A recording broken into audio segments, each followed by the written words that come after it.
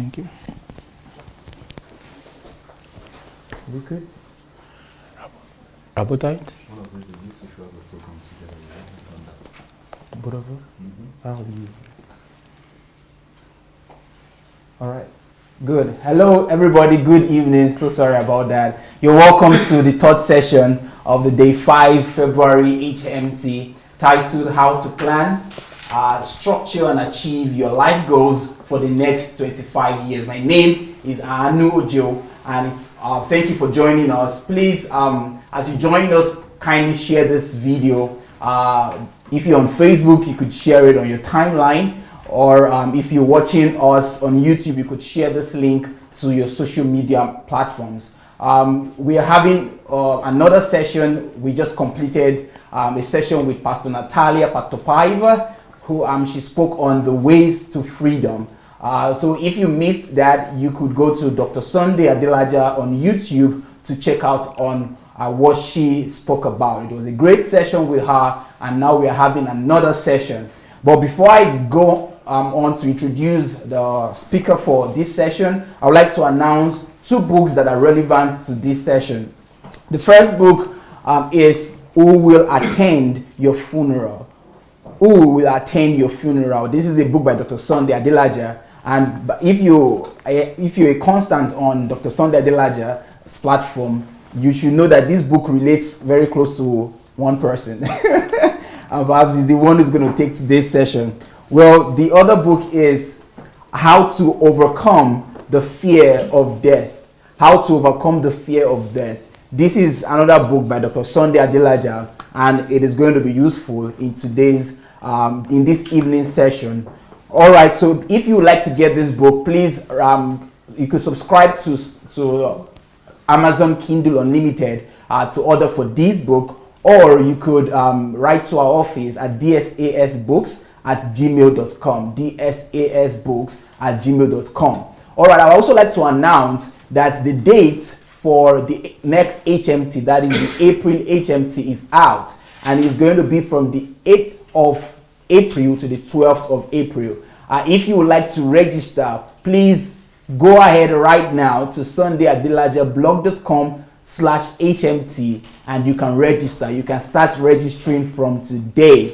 So sundayadelajablog.com/HMT for the next HMT coming up in April in Kiev. And also, Dr. Sunday is doing, we're having discount for Dr. Sunday Adelaja's books from now to the 15th of this month. So if you would like to catch in on this discounted rate, you could write to us at dsasbooks@gmail.com, dsasbooks@gmail.com. All of Dr. Sunday's books will be on discount. All right, and I'll also like to announce for every one of you who would like to join in today's show, please don't just watch it alone. Please share, invite your friends, and let's get everybody on board for today's show.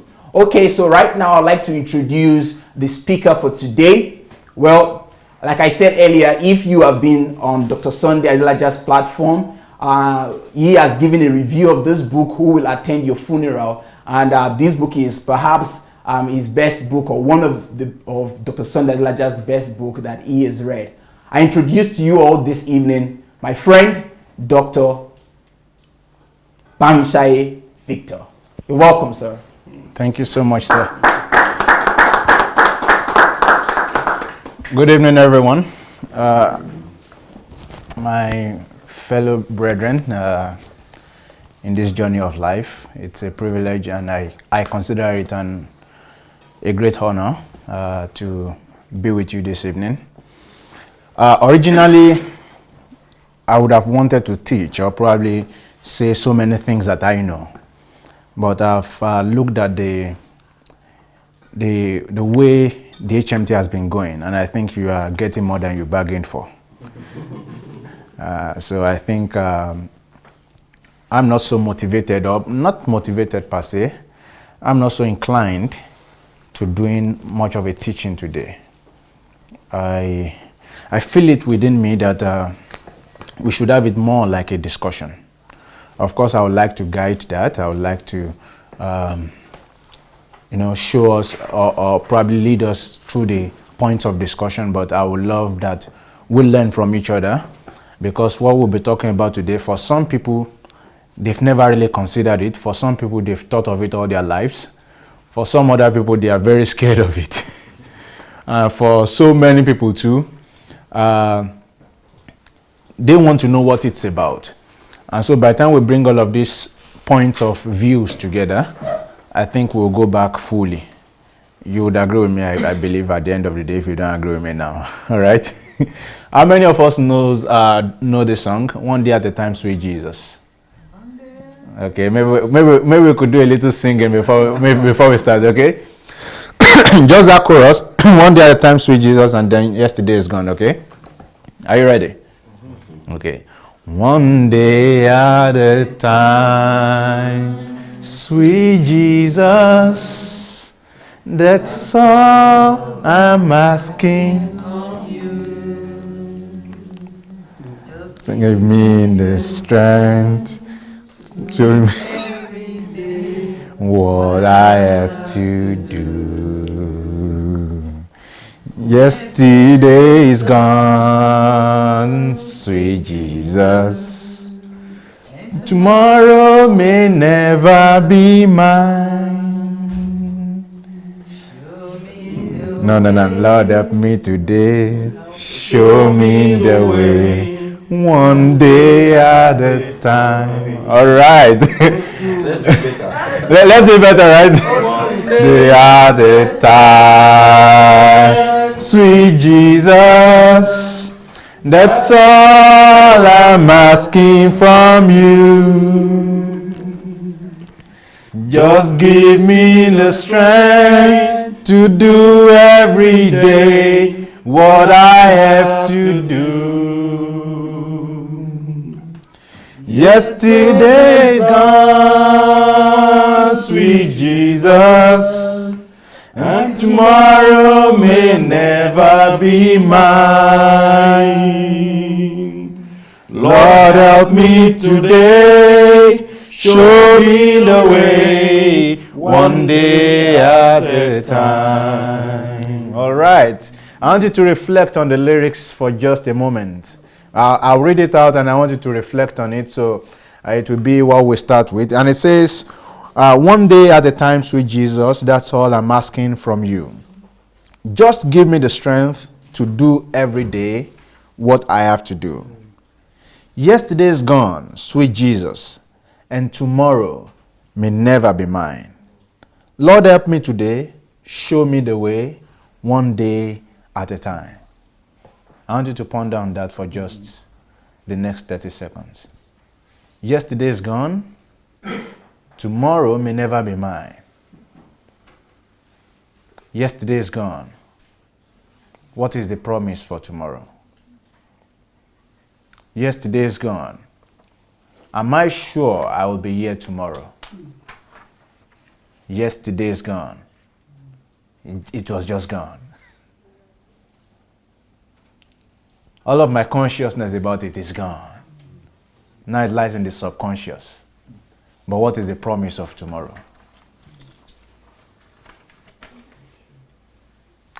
All right, so today we'll be talking about maximizing your life through who will attend your funeral. I'm sure it's one of the books that was picked for the HMT, and probably everyone has read it, right? Is there anyone who hasn't gone through the book? One chapter. Just one chapter? Is that introduction or chapter 1? But I asked yesterday that we at least go through chapter 8. Yes, chapter 8. You went through chapter 8, okay. At least that's good. You would at least be able to resonate. How many of us saw the review I did with DSA on the book? You saw it? Who didn't see it? Oh, you haven't seen it? I want to know how many people have not seen it so I know the direction to go. Okay, all right. So I wouldn't go through much through the book. Since the book is there, you can read it, right? and then the review is there. So just type the title of the book on YouTube. You will see it straight away. It should be like the second entry that you see when you type the title of the book on YouTube. And so today we'll be talking about maximizing your life. And of course, you've been learning a lot about maximizing your life. So I wouldn't also be spending so much time on that, okay? I wouldn't be discussing much about that, but we'll just be looking at what we've been learning all through this week, right? Through the lenses of who will attend your funeral. We'll be looking at it through the lenses of death. Okay? That's what I want us to do. So I want us to unravel death. I want us to demystify death. I want us to understand death. So that once we do that, then it will be like the wrap, okay, that is around everything we've been learning this week. And it will be a prism through which you'll be viewing and even appreciate much more everything you've been learning this week.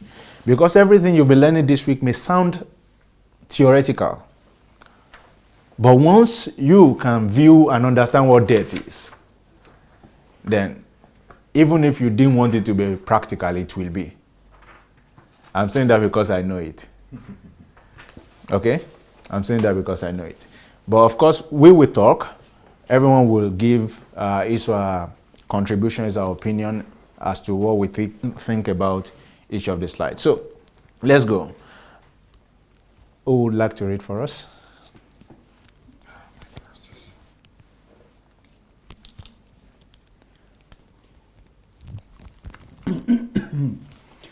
Death is the end of life, but death is the beginning of something. Death is an entrance into eternity. Yeah, let's stop there for now. Death is the end of life. We know that. Okay? So we are saying maximizing your life, and we are saying death is the end of life. So when we're talking about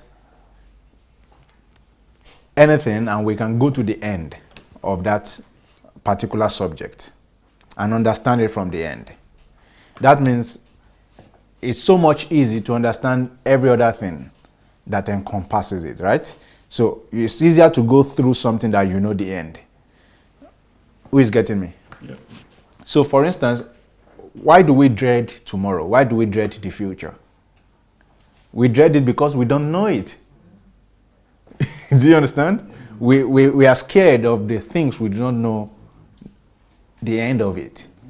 So, for instance, if today now I told you that don't worry, by the end of tomorrow, that you will go through pain tomorrow, but at the end of it, you have $2 million.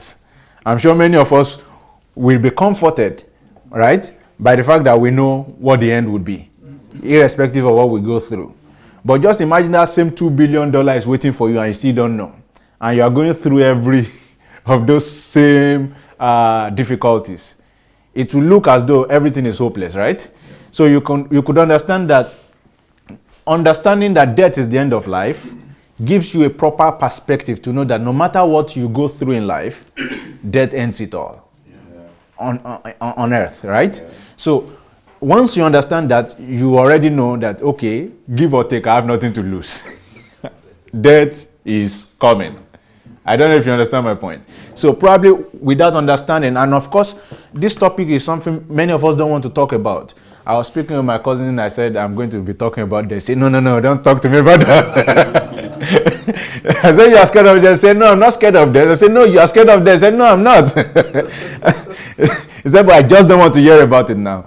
And that's exactly what it is. If you read through the book, you will see DSA was saying, and of course, many of the quotes I used here, in fact, if not all of it, are from the book, okay? DSA was saying here that in one of the chapters that people don't like to talk about death, particularly because life itself is sad enough. Okay? So if life is sad enough, then let's not start talking about death. But we must understand it.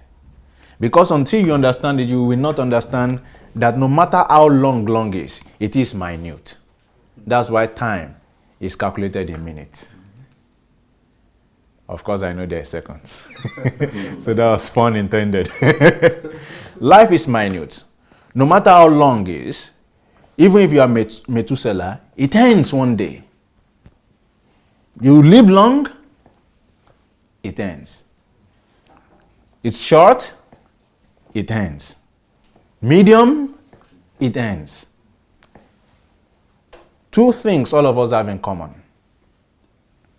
We are born, and then we all die.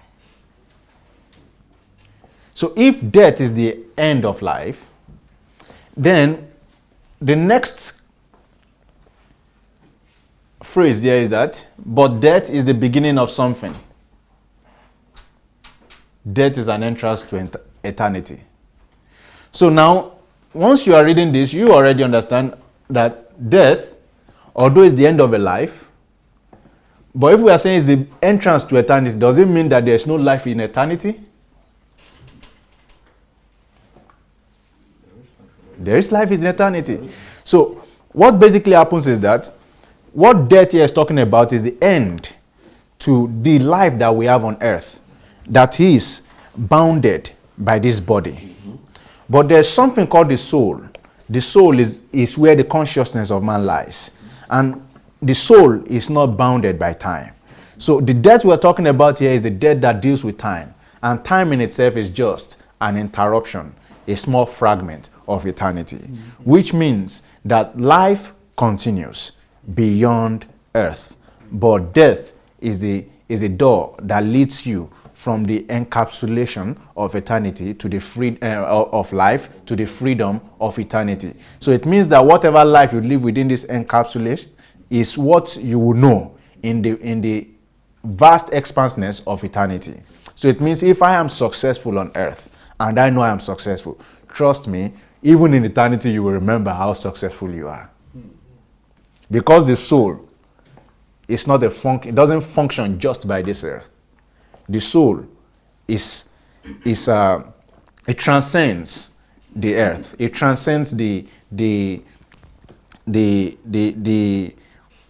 earth that we are now, right? It goes beyond what we know as of now. It goes into eternity. That's why when you sleep, you still dream. Even though your body is asleep, but your consciousness, or the sub, as it may be, is awake. That's why you could be in a trance and you understand what you see. That's why you could see visions and you understand what you see. That's why even when you close your eyes and you're not seeing anything, you can still think. Because your soul is at work and it transcends the realm of this world. Okay? I don't know if we got that. Yeah, but I don't know if someone wants to say something about that. Just this first one. Okay. You say when we sleep, our souls transcend in this world. Yeah. So, when we dream, I thought it's in the spirit realm. If it was in the spirit realm, the question is, how did you remember it? How did you understand it? Because when we sleep, I thought that when we sleep, since our body, we have the spirit of God inside of us, we have the soul.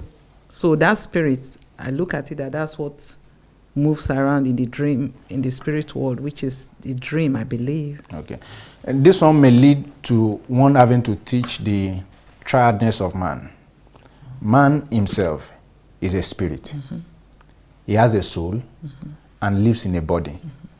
The spirit is never understood. That's why God is never understood. You cannot study God. God is always revealed. So what happens is that your spirit does not function within the level of consciousness. It is your soul that understands. So more like you know how a sandwich works. You have a first layer, you have a second layer, and you have something in between. So our soul is what is between our body and our spirit. So your spirit can see but cannot understand. So it is your soul that is with your spirit that understands everything that your spirit may even be seeing in the dream. So the whole concept becomes that whatever you see, spiritually or spirit it may be, or whatever it may be, the idea that the fact that you can understand it, and maybe you can retell it, that you can remember it, those are the functions of the soul. You understand? The soul, the soul contains the mind, the will, and the emotions. So the mind has a conscious mind and a subconscious mind, and has the memory. You understand? So the fact that you can understand anything you see, no matter where it happens, is because you have a soul. So this, if it happens in the spirit, you won't understand it. That's why till today, even though we know, or that we've read, that the Lamb was slain from the beginning of the world, and we are yet spirit, but we cannot. Can we understand how that happens? No. Even though we are spirit beings, right? So because it has not been brought, that understanding has not been brought to the level of our soul. For instance, let me give you this again. In your spirit right now, you are a perfect being. But you are still walking towards perfection every day. Why? Because your soul has not attained the perfection that your spirit currently has. Do you understand? So your soul is the highest level of your functioning here on earth. You understand? So as much as you relate with God in the spirit, it is your soul that dictates your awareness, your consciousness, everything that makes you human on earth. Your soul is basically the highest level of that functioning. So that's why when you dream, you remember it. When you dream, your soul is still at work. Your spirit is at work every time. Your spirit never sleeps. But it's your soul that makes you function very well here on earth. I don't know if I Which means it's my soul that makes me to remember the dream. That's everything, what it means. it's your soul. But I don't know if you have more questions, please. Oh, that's for now. Okay, for now. Yes, you want to say something? Okay. Well, this might sound a little bit controversial, okay? But please just hear me out. So I understand the concept of death being an end to life on this plane we are in. But during my New Age adventure, I came to the understanding that there's actually no death. And I will explain why. There's no death because what I am is not body. What I am is an eternal being. Okay, so in that concept of me being an eternal being, there's actually no death. Yeah. Like I said, it's controversial, but it's just my personal understanding. It's not controversial. Because that's exactly what we're saying. That It's not. what happens is that death as we know it is like you are leaving this earth. But we are saying that there is an eternity that this time has no control over. But as far as we are talking about time, it's about like, it's more like dispensation. It's more like, okay, if you leave this room now and you go outside, what has changed? Just my location. But what will you feel? You feel cold, yeah? But here you are feeling warm. So you have just changed location with death. That's what the death here is. So we won't see you here. You will be where you are there. Nobody will be seeing you within this space. But you are there. What you are feeling within this space, you won't feel it there. Do you understand? So that's exactly just how it is. But that's why I'm saying your consciousness remains till eternity. So that's why I was saying that if you are successfully on earth, you will still keep feeling successful in eternity. Because the consciousness of what you are, of who you are, remains even beyond this earth. I don't know if we get that. Do you understand? So that's why Jesus could die, rise up again, and still remember everybody's name. I don't know if you get that. Yeah. Because the consciousness itself does not die. The soul is the identity of man. So if without the soul, this is how it is, man. Without the soul, all of us were just like God's spirit, breathed into different packages, but no identity attached to it. So your soul gives you your identity, and your identity is more of everything your purpose talks about, everything your experiences talk about, everything what you know, what you see, where you've been talks about, everything that makes you you now, that identity tag. Okay? And of course, that identity is meant to be like God. So that you should have the mind of Christ, you understand? That you should be like God. That's exactly what it means. Because how else would it be that your spirit is already like God? You're already perfect in your spirit. God breathed that spirit into you. But it's still saying, be like I am. Because it is your soul that has to grow up to that level of, up to that is level. That's what Ephesians 4 says, that till we grow to the fullness of the measure of the stature of Christ. You understand? So, of course, your submission is very correct, and there's nothing controversial about it. Yeah. I'm happy I'm in the right. All right, and I think she wants to say something. You want to say something? No. Okay. All right. So, and I was saying that this applies. Okay, you want to read that for us? This applies to egocentrism and being dead to self. Okay. So I'm saying the same principle of death, right, applies to the it applies to egocentrism and being dead to self. I don't know if anyone understands that or can explain how it correlates. How death, moving from one place to another, works with egocentrism and being dead to oneself.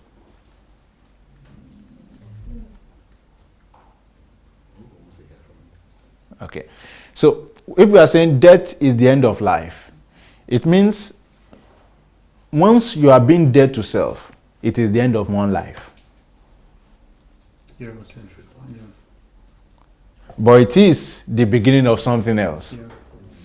That is an entrance to eternity. Remember the principle of Jesus when he said, a corn of wheat abides alone until what? It falls to the ground and dies. And when it does, it what? It brings forth much fruit. And the process continues. Then what has happened? Does it not mean that that first corn keeps multiplying itself? Yeah. So that's exactly what it means. That the moment you die to self, the moment you stop being egocentric, you may not gain everything you think or you thought you used to, but trust me, you've just opened yourself to a new word called service. Where you begin to live for other people. You begin to serve other people. Now it's no longer about you. So your focus has changed. The former guy only used to think about you, just me. But this new guy now is living a new life that has been ushered into a new eternity, right? A new kind of life. Thinks about other people. How can I make life better for Chris? How can I make life better for Pastor Ernest? How can I make life better for Bro Josh, right? That's what he begins to think about. So you see that there's a distinction between those two lives. And exactly this is what being born again means. Because you were not dead when you met Christ. But he's saying you are being born again. What does it mean? It means you died to your former life. And then you started living to the realization of a new order. And then you are conforming yourself to the standards of a new order. And you are doing that every day, right? And you keep doing that, renewing your mind. All right, so next part, sir. Almost everything, all external expectations, all pride, all fear of embarrassment or failure, these things just fall away in the face of death, leaving only what is truly important. Okay. So, does anyone want to explain that?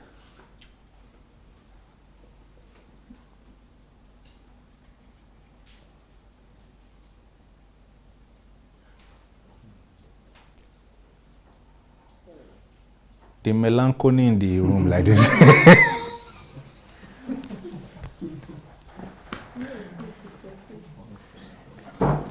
I hope it's not difficult.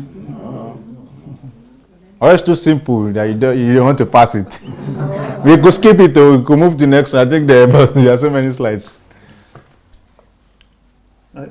Okay, please. So, yeah, I want to still apply it to the last point you made before we enter dying to self. Mm-hmm.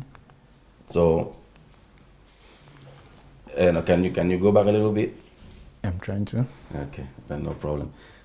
Okay, this applies to egocentrism and being dead to self. So go further. Yeah. Almost everything, all external expectations, all pride, all fear of embarrassment or failure, these things just fall away in the face of death, leaving only what is truly important. Applying it to being dead to Christ. And dead to self. So dead to self, sorry. So all forms of pride, fear, embarrassment, failure. I mean, if we are dead to those things and now become alive in Christ, focusing on how we can, on outside, on how we can impact our generation, impact other people's lives. So I just want to apply it that way, like being dead to self, about I, me, and myself, and living for what is truly important, which is what the Bible says, that we should regard other people more than ourselves. So I feel that this is a very important. Okay, when we die naturally, we are dead to this, But this other, in this way, we will die to self. And then what is truly important is not about us, it's about God. And why is it about God? About people, about touching lives, about spreading his kingdom, about looking for the betterment of our neighbor. All right. Yes, sure. Any By the way, today is Chris's birthday, so you could show him all the love. But someone said the day of death is better than the day of birth. Yeah. What I wanted to say is all kind of debts, irrespective of the kind of debts, will always lead to what you've written, as saying everything will fall away in the face of death. Now, I'll give this analogy. If you are drowning, right? If you are drowning, for example, and you know that death is the next thing, you will not be thinking of the kind of cloth you're putting on. Mm-hmm. You will not think of your makeup. You will not think of you will not think of the cost of your shoe. You will not even think of the best school you want to go to. The immediate thing you are thinking of is how to survive or how to live, because death is staring you in the face. Now, if you use that as an analogy, every other death, for example, like he's saying, if you come to a place where you understand the importance of dying to self, then reputation, for example, will not mean anything to you, because you understand what that death means to you. You understand the because like in the former slide, you said death is the end of life, but the beginning of something. Mm-hmm. So when you see the value of that something that death will bring, then every other thing on this side of death loses value. So you wouldn't think of your reputation, you wouldn't think of your pride, you wouldn't think of being embarrassed, but what you are thinking is what is on the other side is something. Just like when Paul was saying that, I think was it for Jesus said, for the joy that was set before him, he did what? He endured. So that's my own understanding of what you have painted here. So using the physical death to also explain maybe any other kind of death to self, any other kind. Okay, after. No, you first. Me? Yeah. Okay, my understanding of this is, when you look at it, almost everything, all external, all pride. So I look at it that for the natural death, when we die, we everything, we're not thinking of what the life we used to live. Mm-hmm. Everything is being left behind. And as at that time, even though we don't know what is in front, but if we have lived our life the way we ought to have lived it, we'll be sure that we know where we are going to. So I would say, it's just like when Jesus Christ said, when you give your life to Christ, you say all things are passed away, behold, everything becomes new. Now, all the things passed away is what I used to do before, what I know. But when we come to Christ as a true believer, actually, we should be looking at the things that are truly important, which is living for God. Everything, being able to manifest the kingdom of God on earth here, if we actually know what we do as at the time we gave our life to Christ. So which means everything that we have been doing before, whether material, whatever, those shouldn't be our goal as at that time. When we give our life truly, we should be looking at eternity, which is life in Christ. All right. Yeah, a question I've got is, you know, when you hear someone says, like, if someone's had a tortured soul, you know, someone's been troubled, like, and you hear the terminology, oh, you know, he was a troubled soul, or she was a troubled soul, and when that person then dies, and they make that, oh, they're at peace now. How do you know if they're at peace?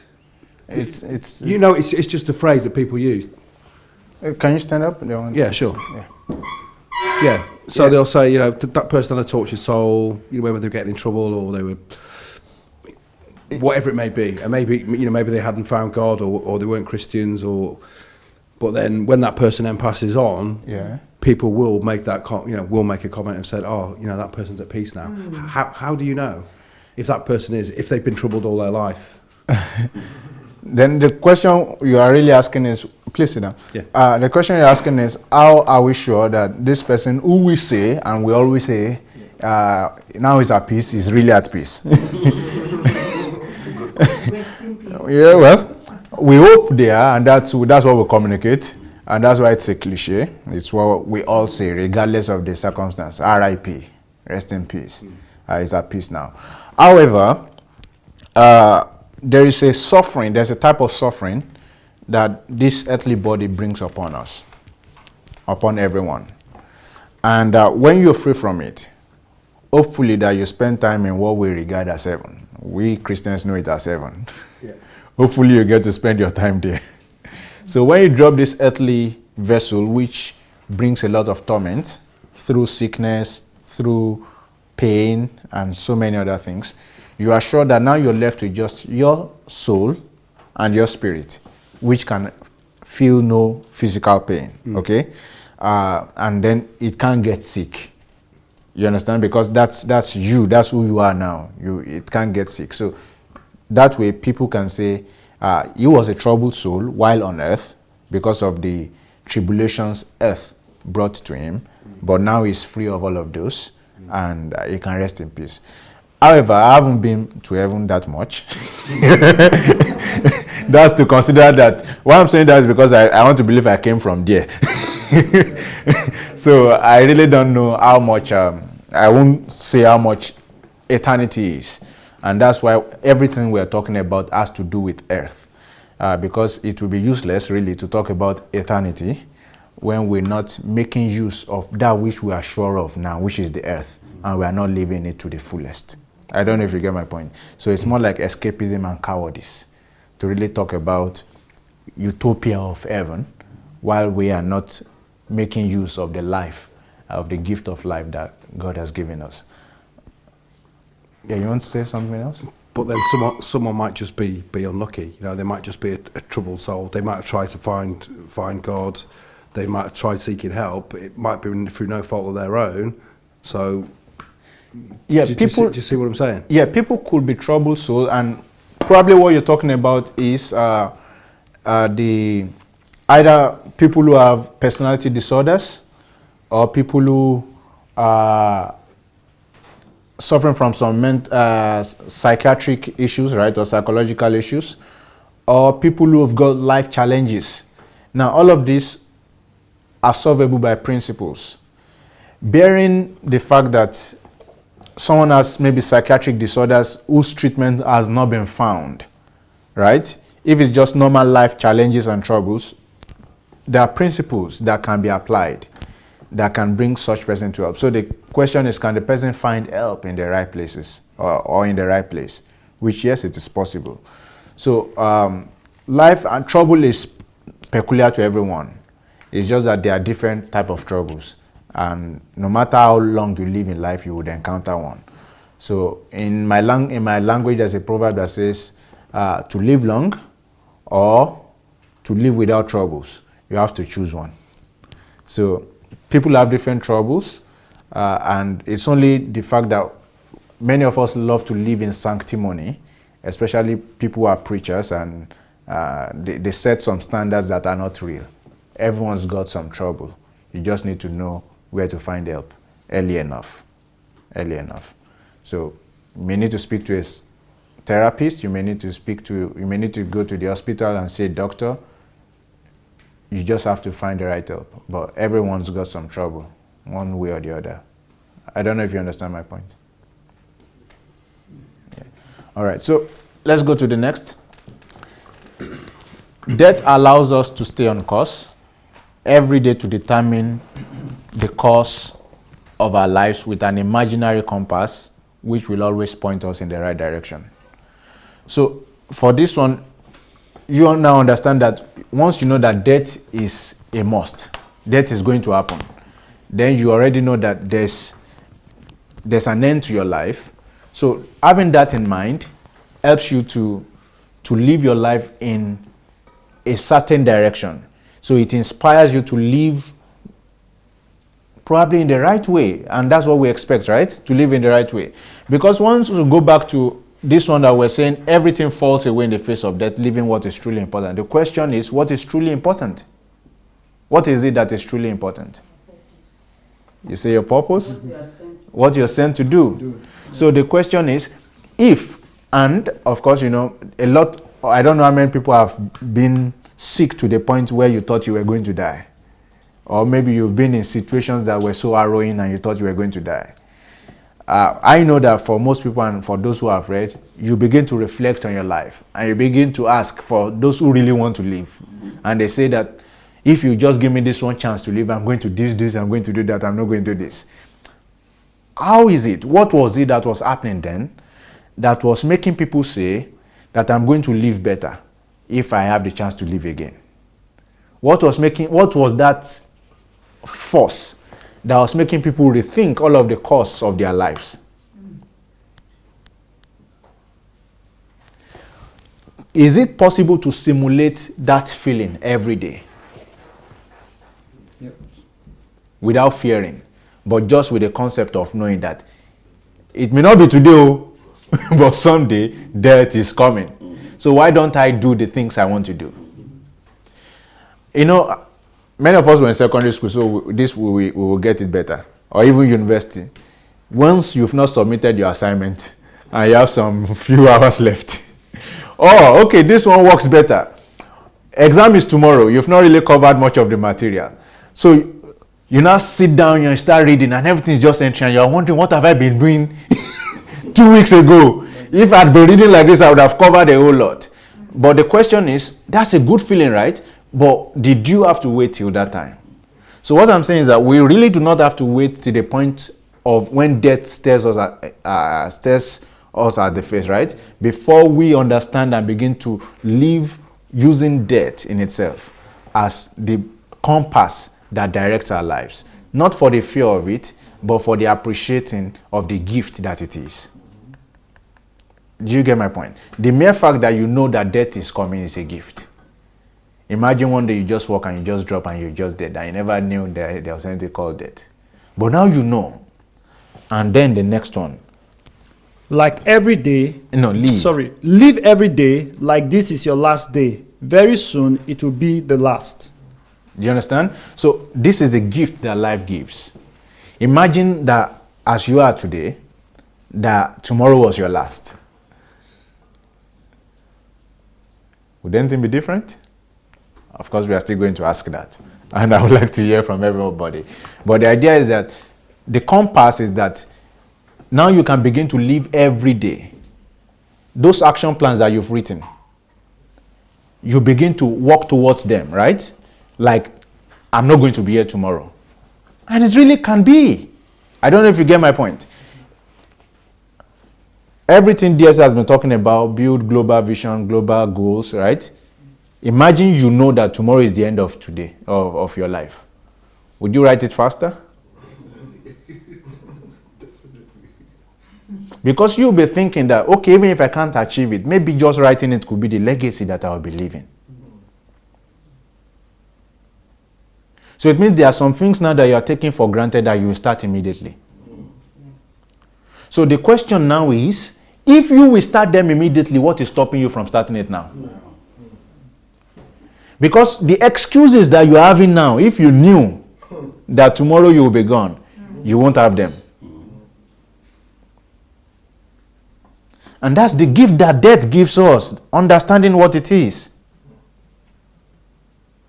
That urgency.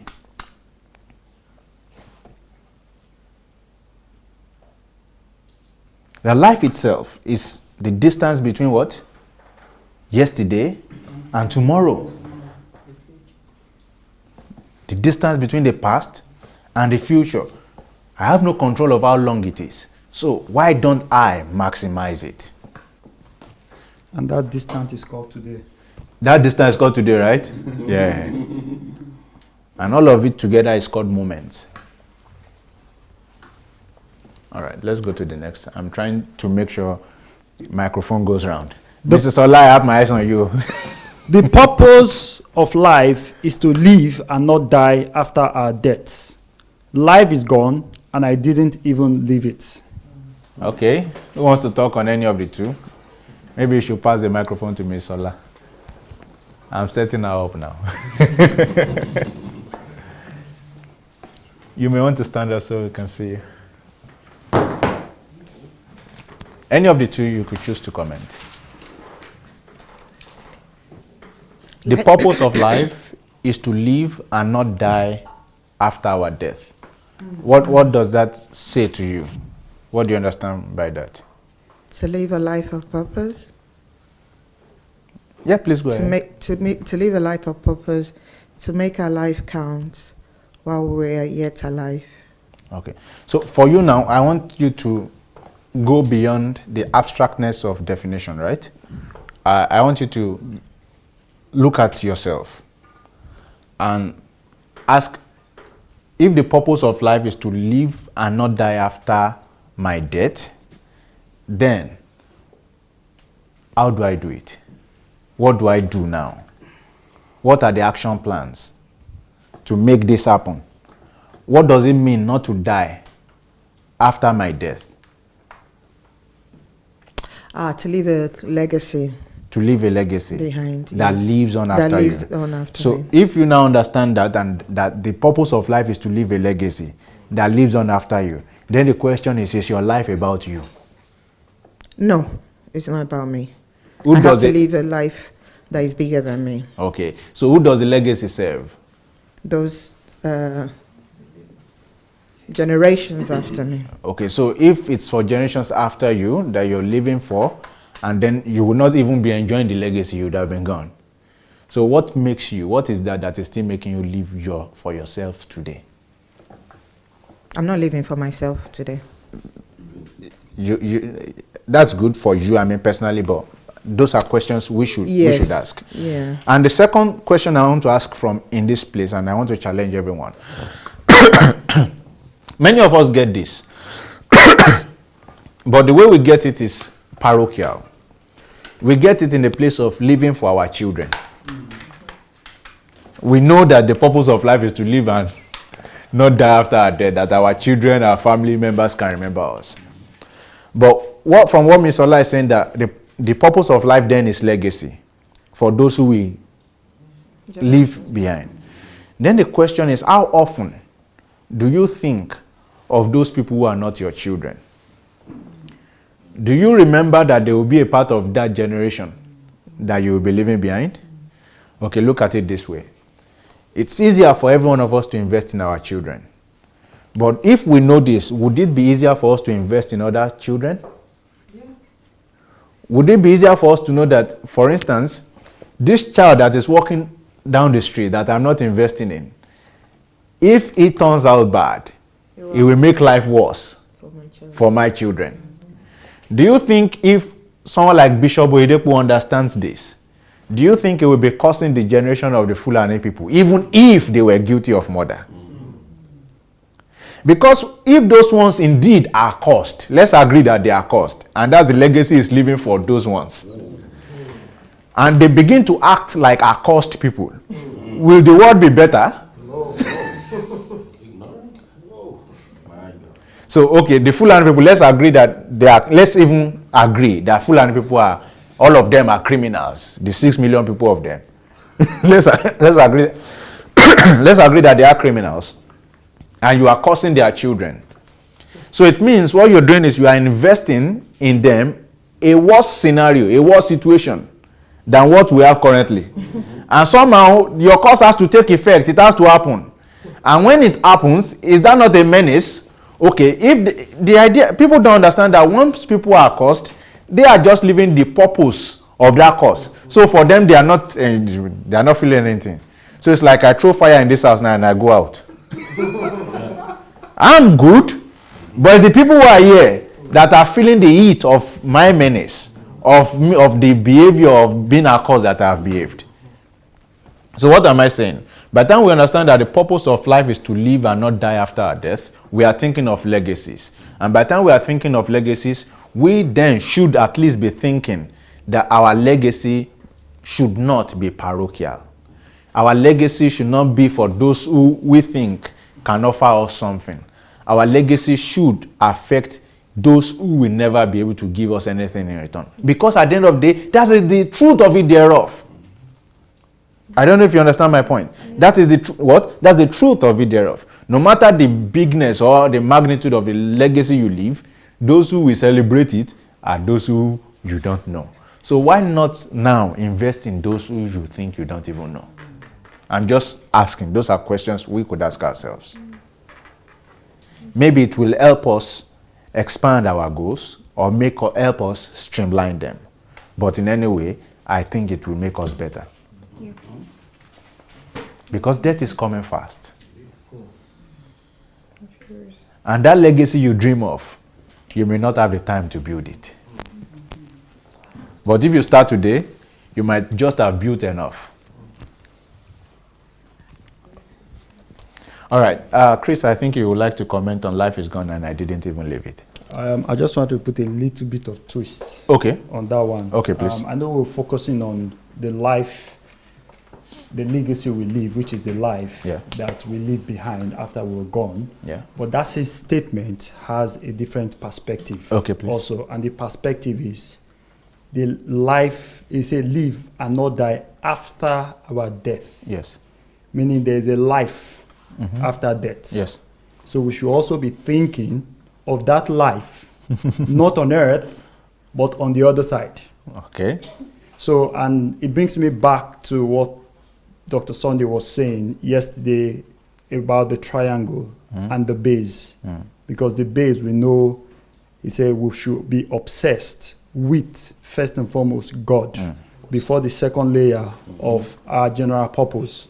Now, if we are obsessed, remember that once we leave this earth, at least for those of us who are believers in Christ, we know that after life on earth, there is still life and there is still death on the other side.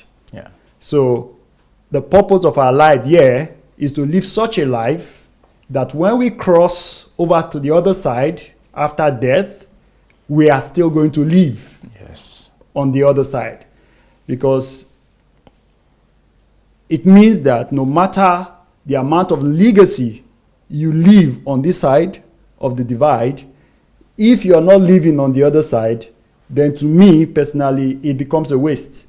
So the only way your legacy here we amount to anything for you in eternity is if you've lived here and also continue to live on the other side. Yeah, it makes sense because now we are talking about salvation and let's believe that everyone is saved. But again, the second part to that is that I am coming quickly and my reward is with me. Exactly. To give unto everyone according as his work shall be. Yeah. And so that's the whole essence.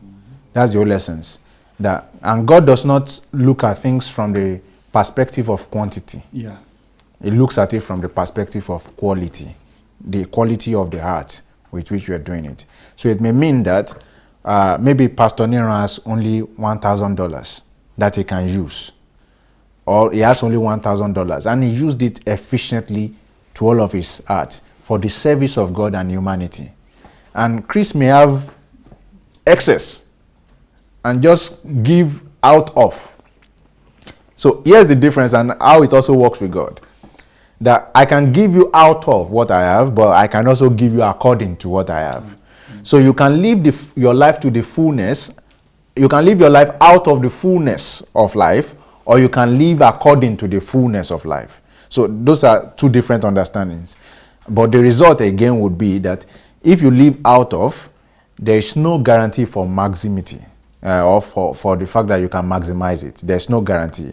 But if you live according to, It means you understand how full life is. You understand the complexities of life, the beauty of life, everything about life. Then you can live according to.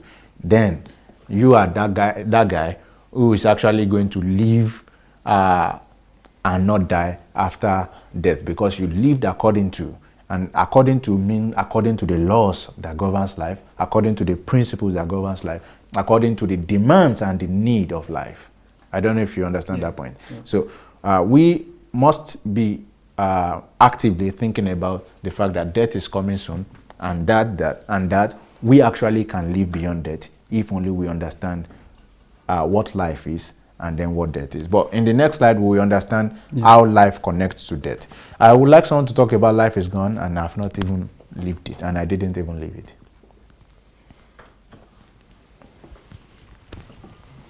Okay, so life is gone, and I didn't even live it. So that speaks to me like this person at the point of death suddenly realized that, oh my goodness, there is more to life than I've done. Let's not go to death. Let's talk about now. Let's talk about right now. Yeah. So, that's for everybody watching. Mm-hmm. Consider your life right now, and think of moments, and think of where you have probably within this week understood that you should be. Mm-hmm. Can you confidently say that life has come this far and I've lived it? So it means for every one of us, and I'm glad that we're very honest, right?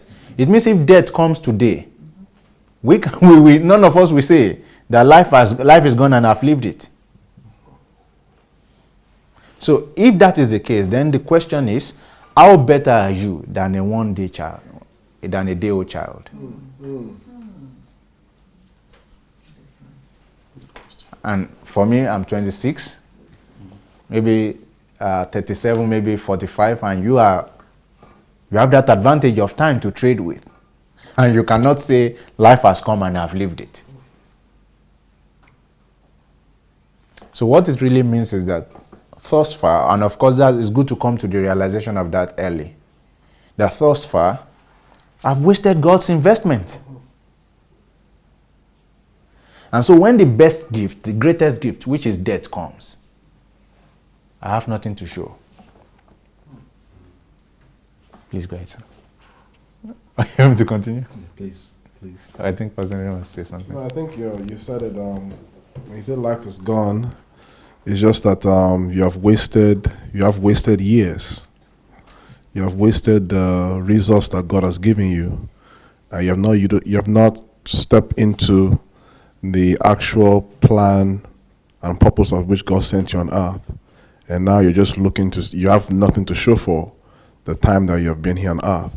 So you can be 50, you can be 40, or you can be 30, and you're just looking and I've not done anything with my life. And you can say, and when you have not done anything with your life, then you have not lived yet.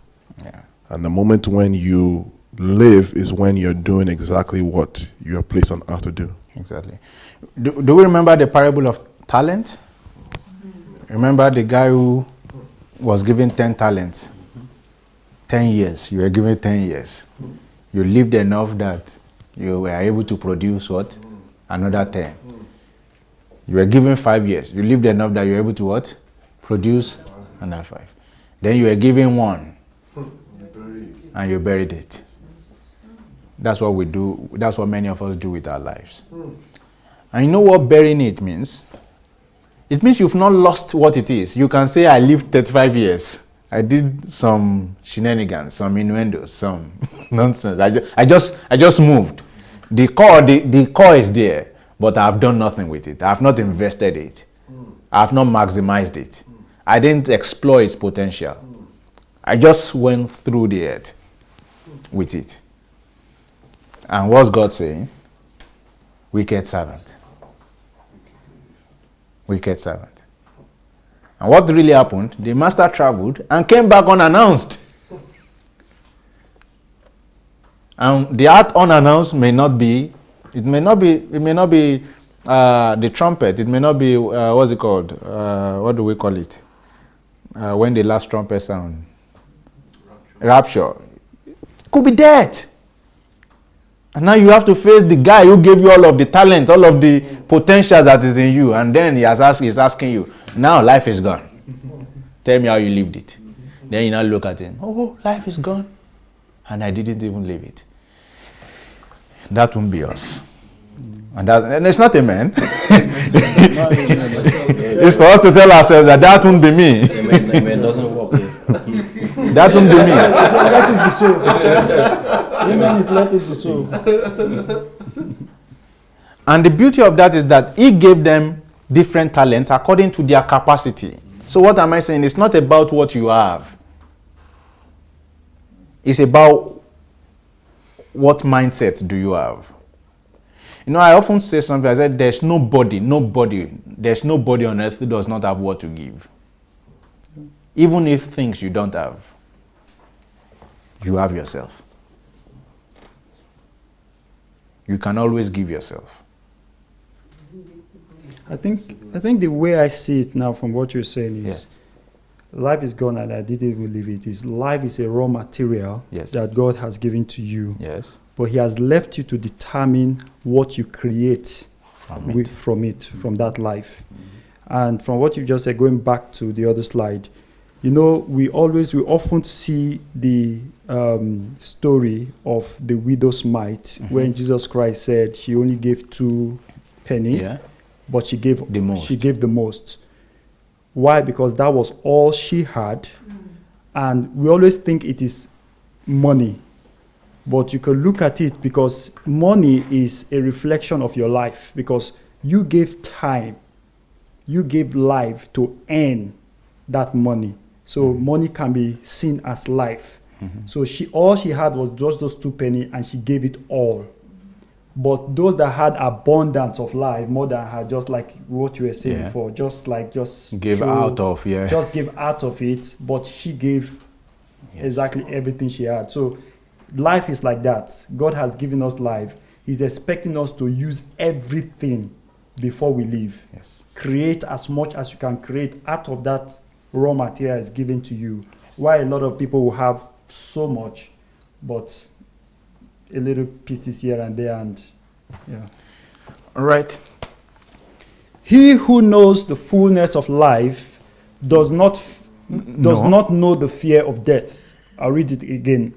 He who knows the fullness of life does not know the fear of death. Fear of death is only the result of an unfulfilled life. Do you know that you're only permitted to die because God sees that you have completed what you have to do? Who believes that? You are only permitted to die because God sees that you have completed what He has sent you to do. True. True, because of the word permitted. Yes, but what about those that died? Okay. Maybe. Yeah, please. If we say that, what about the children that they are born and they didn't even, and they die? Yeah. Now, I'm scared that there won't be enough time to explain this, but I think DSA has done a series on death, right? Yeah. And especially why, so a lot of answers could be gotten from death. But I think many times we are more concerned about how people die and not the fact that they died. It doesn't matter how you die, the fact is that you died. And if God allowed it, the question is, we try many times to understand the fullness of understanding, and we sometimes just cannot comprehend it. So what do I mean? I lost my dad. He was just a little above 50. I lost my mom too. She was above 50. But I have some dreams. I have some places I want to be. And this may sound selfish, but I'm just saying this just to capture just how much we don't know what God is doing. How about the places I'm going to be now and God, what He wants to use me for? That I would never be there if my parents were alive, because they would have covered me and I would be under their wings. What about if all their purpose, all it is just to train me to a particular time, then to release me? It's possible. What if that's their purpose? Just like Do you understand? So more like cover him till this particular time, then release him. People even lose their a day old child. Maybe. What if the purpose of that child is cause him just this little pain, so that he will deal with it and then be a distributor of comfort? Now, God is the only guy who I know that knows how to use transient negativities to bring you to permanent positivity. The question is, what do you do even when you do not understand? I don't know if you get that. So the question is, it's not about how people die. There are a lot of scenarios that could kill people. People die in their sleep, people die by accident. But I'm saying that I believe that you are not permitted to leave this earth until you have fulfilled your purpose. God sees that you have fulfilled your purpose. And that has to be your own knowledge. So what that means is that every day you are on the field working, knowing that if I go today, I've done my best. My best for today. I don't know if you get the point. That if I live today, I've done what? My best for today. It will seem as though the purpose of Moses was to lead the people of Israel out of Israel and take them to the promised land. But it didn't happen that way. But for the best that Moses could do till the day that God took him, he did his best. Joshua too had a purpose, handed over. David too, it would seem as though he was going to be the one to build the temple, but somehow it wasn't going to be. Solomon, right? So we don't know. What we don't know is we don't know what God has in purpose and in plan for every of the 7 billion people on earth. So, but what we do know and what I believe is that because we don't know that purpose, we should just believe that if your life is in God's hands, nobody can take it away. I don't know if you understand my point. So it's more like I am hidden in Christ. Christ is in God. So before you can get to me, for instance, you know the idea of snatching people's life that people have in Nigeria. Before you can get to me, you have to get to Jesus, to God. Then after getting God, you tear him apart. You bring out Jesus, right? And that's practically what it is. You tear God apart. You bring out Jesus. You tear Jesus apart. Then you bring me out. But if you can't tear God apart, my life is not in your hands. And that is exactly what it is, that you are in him and he is in you. So now without understanding, you know that my life cannot end here on earth unless God permits it. And I know that God won't permit it unless I'm done with what he wants me to do. Sorry, but what is a situation whereby that death happens as a result of someone's mistake?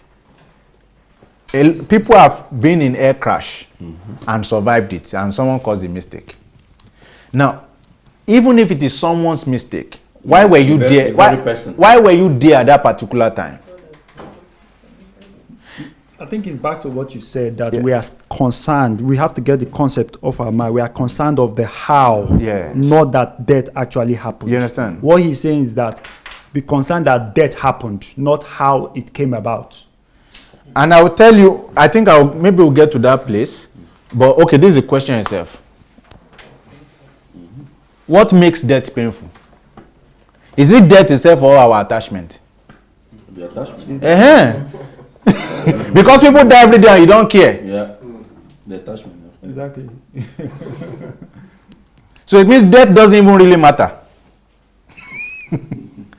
What we hold on to is what doesn't really matter, our attachment. Because that guy who died in Kutungweri or whatever it is today, he has a purpose, but you don't care, you don't know about that. But where it pains us very well is that, why is it my mother? Why is it my father? Why my cousin? Why my brother? Why my son? That mine, that you. So you have lifted yourself above the purpose of what the death may be. So you've made your life, how it makes you feel, you made it even more important than the purpose of that guy. I don't know if you get my point. Let's say my dad was meant to live 50 years. So just my attachment to him because he's my father, I'm now lifting it above the fact that we came here differently and his own contract is for 50 years. So death in itself becomes very painful, not because death is painful. One day you will go now. People will cry because of their attachment. So really, what we are basically saying about this debt is that create enough attachment. Let people miss you.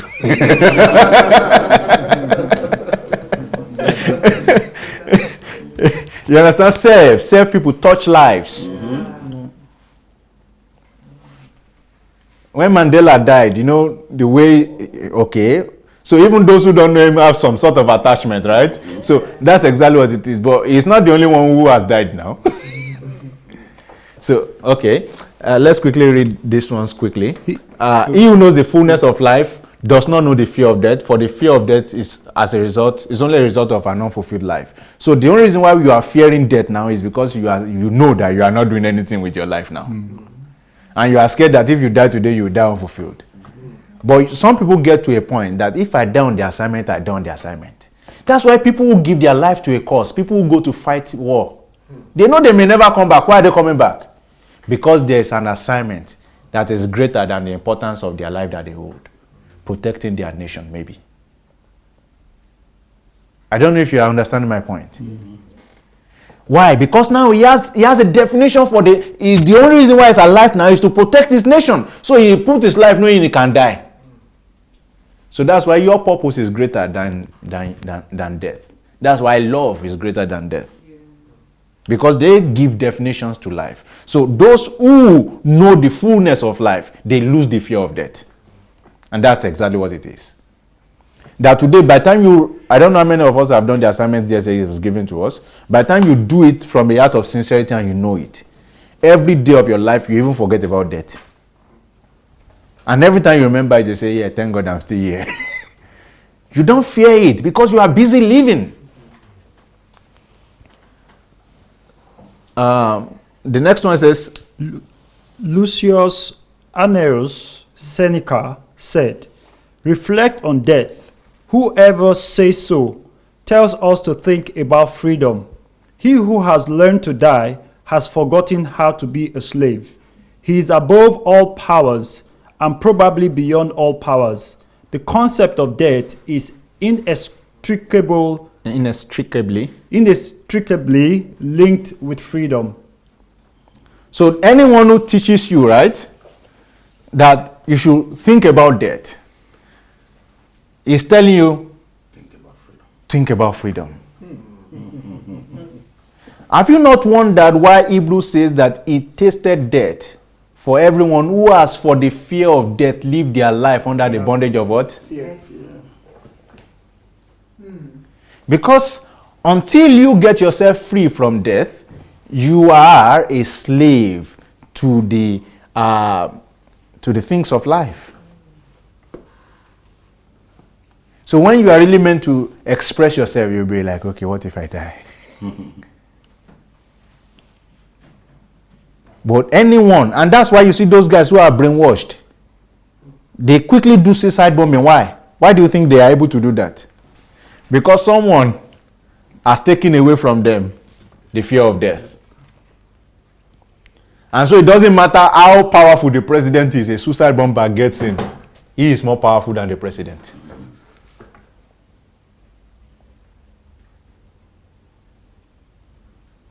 But there's a concept that they have, and what's that concept? That there's a mission to be accomplished. If I die, I die.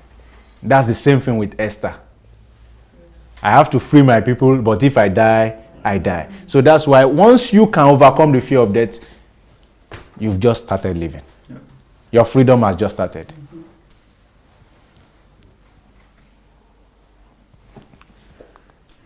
No one wants to die. No one wants to die. Even people who want to go to heaven don't want to die to get there. And yet, death is the destination we all share. No one has ever escaped it. And that is as it should be, because death is very likely the single best invention of life. It is life's change agent. Yes. It clears out the old to make way for the new, by Steve Jobs. Yes. I know why this guy was saying all of these things. 2 times before he died, he was at the verge of death. Yeah. So those 2 times that he was at the verge of death, every time he comes out of it, he was changing his life altogether. Eventually he died anyway. But just that gift makes him understand that come, I have to do what I've got to do. I can't fear death. It will come anyways. All right. We've talked about this one. Yeah. Exactly, we've answered it. So we agree that it is the attachment and not death itself. So death will come to everyone. It will come to everyone. So Four questions death forces you to ask. 1, do I really want to do what I do? 2, do I really live the life I want to live? 3, am I in the right direction? And 4, where will the way of life that I am leading now lead me? how many of us can actually answer that here right now?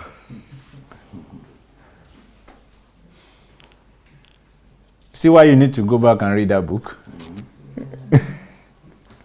This is just a chapter that we are previewing together like this. Or reviewing rather. And it's not even the full chapter, it's just some part of it. And we're talking about it like this.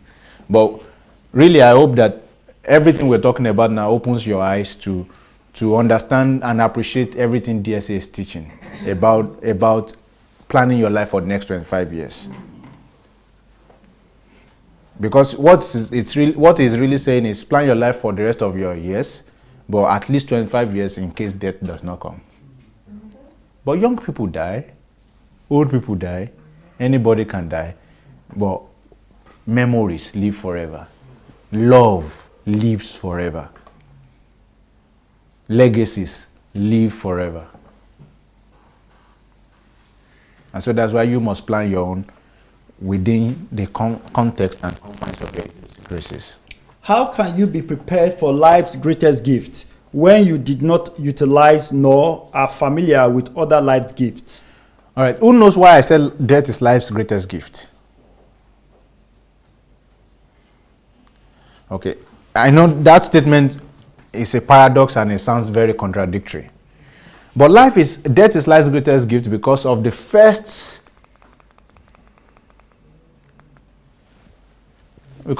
light. Death is the end of life. So at the end of the life, death is the gift you receive. Why? Because death is the beginning of something. Death is an entrance to eternity. So that stuff that takes you away from limitation and introduces you to limitlessness. Is that not the best gift? You want to say something? Yeah. I just want to say that heaven is very beautiful because I've read about it. And if heaven is that beautiful, the way, the book I read, and it's only death that can take you there, so we should be looking forward to die.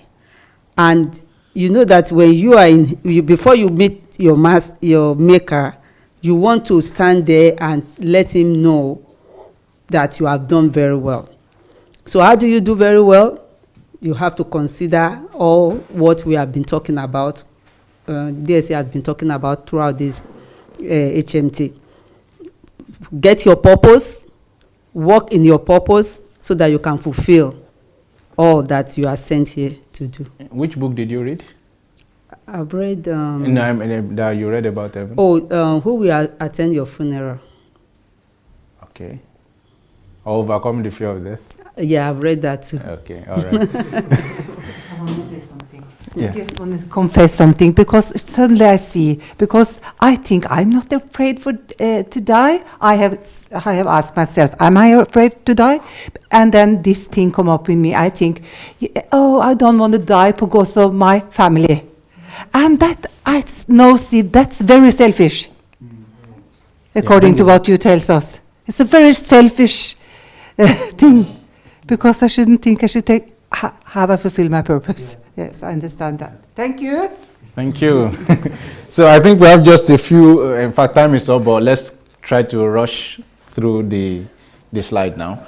So how can you be prepared for life's greatest gift when you did not utilize nor are familiar with other life's gifts?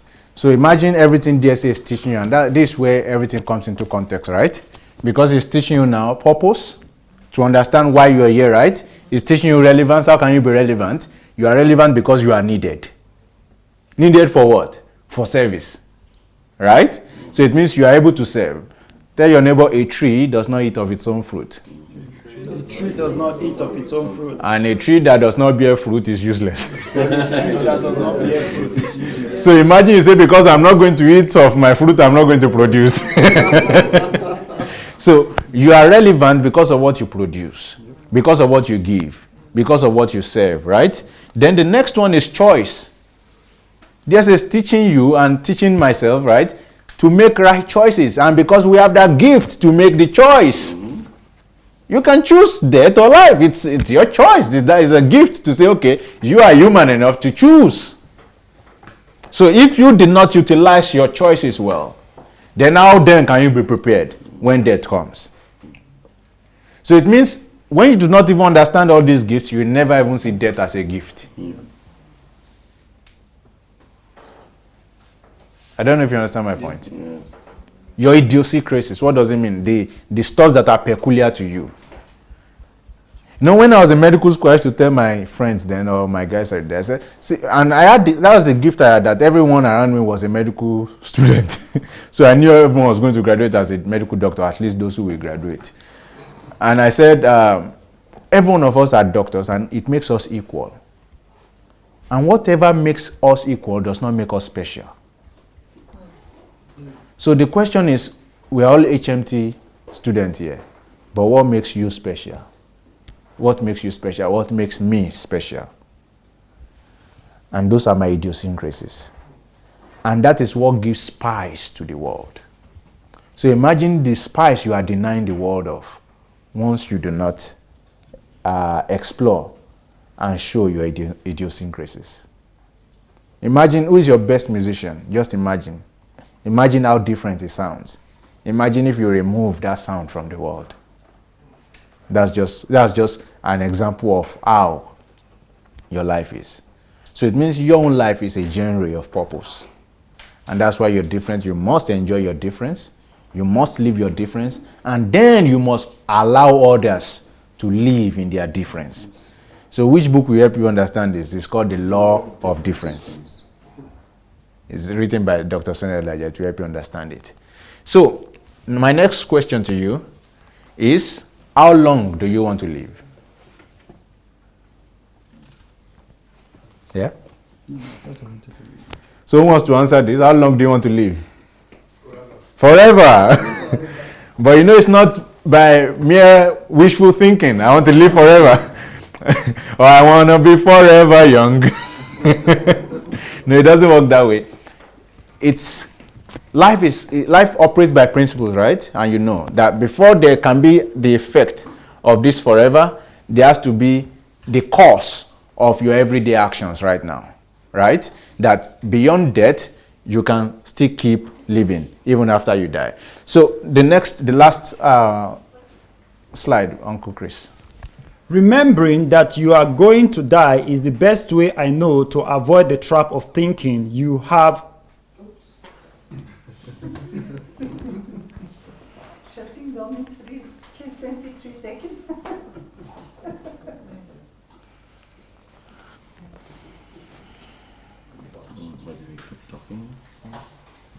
Until it comes on. Yeah, we're going to give him this one now.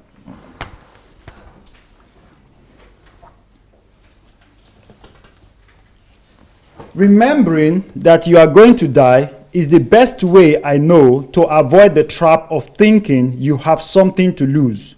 You are already naked. There's no reason not to follow your heart. Okay. Remembering that you are going to die is the best way to avoid the trap of thinking you have something to lose. You're already naked. There's no reason not to follow your heart. Who is it that I've not spoken today? Please give him the microphone. Let's hear him. Say it one more time? Okay, I'll read it one more time.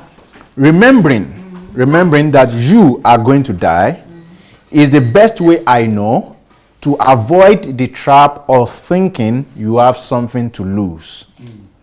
You are already naked. There is no reason not to follow your heart.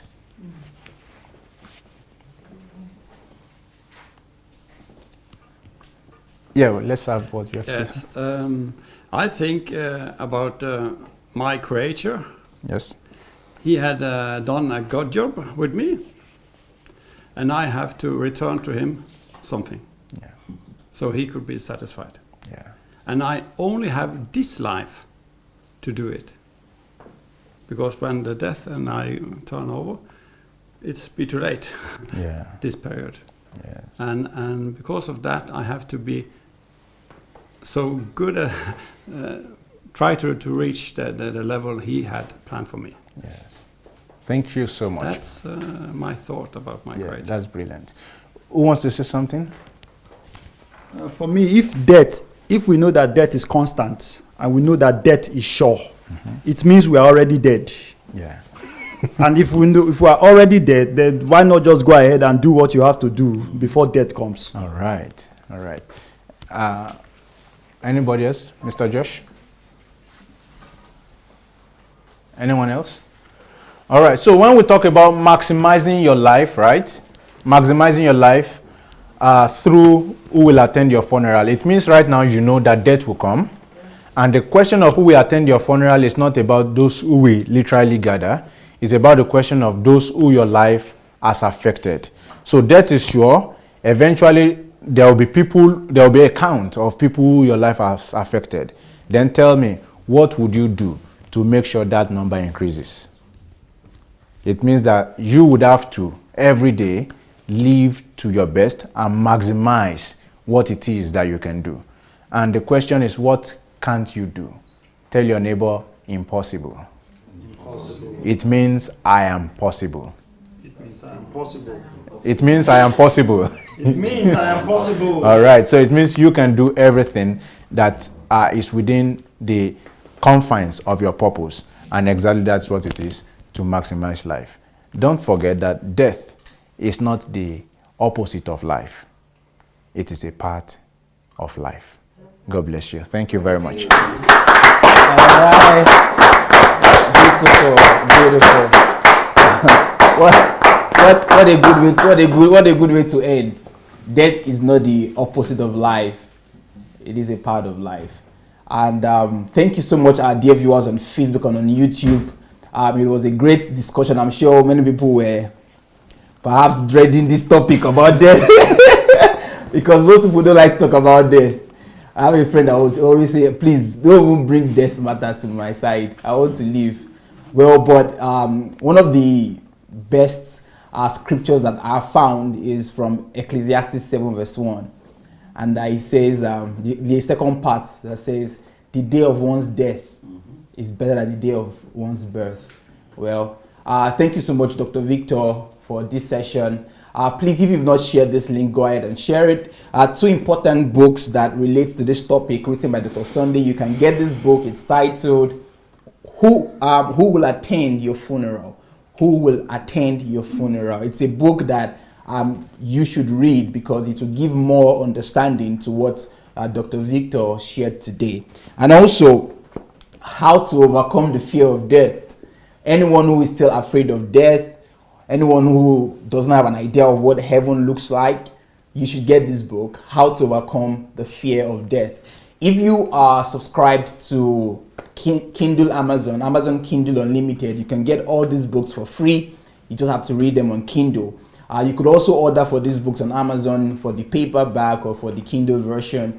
Or if you want to buy these books in bulk, you could write to our office here at dsasbooks@gmail.com. I repeat, dsasbooks@gmail.com. Thank you for being with us. We will be back in, let's say, 55 minutes for another session with Dr. Sunday Adelaja. Right here we are, if you look at our faces, it's obvious that we are hungry. Yeah, you can see it. So we're going for our dinner here. So you also, if it's dinner time there, you go for your dinner, freshen up, get something to eat, and we'll be back in 55 minutes. Thank you for being with us, and we'll see you soon. Bye for now. Bye.